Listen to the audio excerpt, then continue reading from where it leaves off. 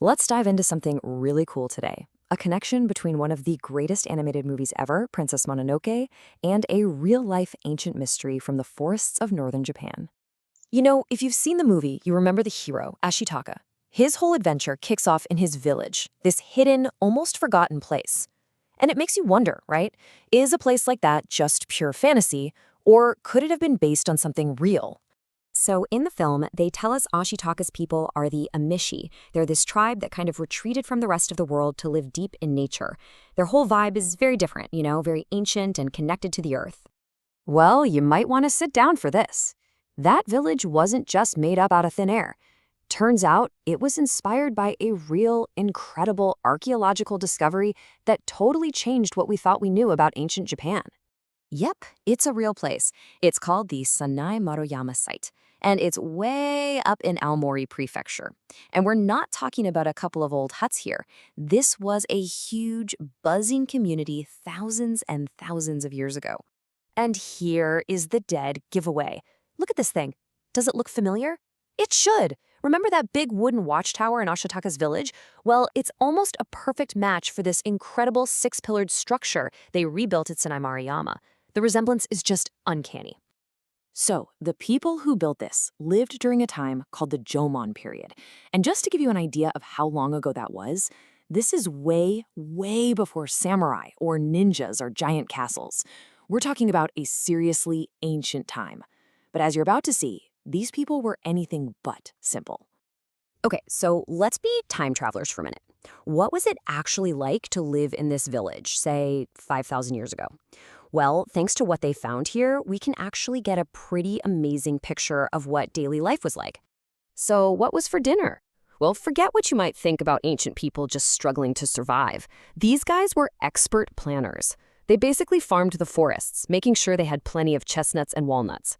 They also hunted, but the most common animals they ate were hares and, get this, flying squirrels. They also fished and grew their own plants. It was a pretty good diet. And this is what's really crucial, the size of this place. At its peak, historians think as many as 500 people lived here at the same time. Now, 500 might not sound huge to us, but back then, a village of 500 people was a massive city. It was one of the biggest settlements in Japan at the time. And get this wasn't just some summer camp. People lived at Sannai Mauyama all year round, for about 1,700 years straight.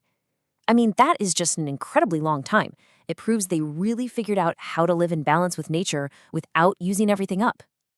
And don't think they were just throwing these buildings together. Oh, no. These people were master builders. Archaeologists figured out that the holes for those giant pillars are all spaced exactly 4.2 meters apart. It turns out they had a standard unit of measurement, kind of like their own Jomon ruler, and used it to plan everything perfectly. So cool. It wasn't all just about survival, either. They were artists. They found over 2,000 of these little clay figures called dogu. No one's 100% sure what they were for. Maybe good luck charms, maybe gods, but they are a classic part of Jomon culture. And the ones from this site have this really unique flat cross-like shape. Now, here's one of my favorite parts of this whole story. This amazing, world-changing historical site was almost bulldozed to make way for a baseball field. No joke. So here's the play-by-play. The year is 1992. The plan is to build a new baseball stadium right on this spot. So before they start building, they do a routine little survey. But it wasn't routine at all. They immediately started finding tons of stuff, pottery, tools, and then the massive holes for that giant building. The news just exploded.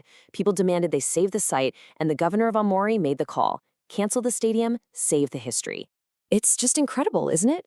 Talk about a lucky break for history. They were literally planning for a ballpark, but instead, they discovered a priceless city from 5,000 years ago. You could definitely call that a grand slam for archaeology. But the story doesn't stop there. After years and years of careful study, the Sannai Mauyama site got the biggest prize a historical place can get. It became a UNESCO World Heritage Site. So what does that mean? Basically, it's the world's official list of the most important, most amazing places on Earth. Treasures that belong to all of us. This puts Sannai Mauyama in the same league as the pyramids of Egypt or the Great Wall of China. It's a really big deal. And it finally happened in 2021. The site officially got that title, recognizing just how important the Jomon culture was and what an incredible society these people built and maintained for centuries. So we come full circle, from a village in a movie to a real-life World Heritage Site. The story of Sannai Mauyama shows us a society that was smart, artistic, and deeply connected to the world around them. And it really leaves you with a big question to think about. In our super modern world, what can we learn from people who figured out how to live sustainably in one place for 1,700 years? That's definitely some food for thought.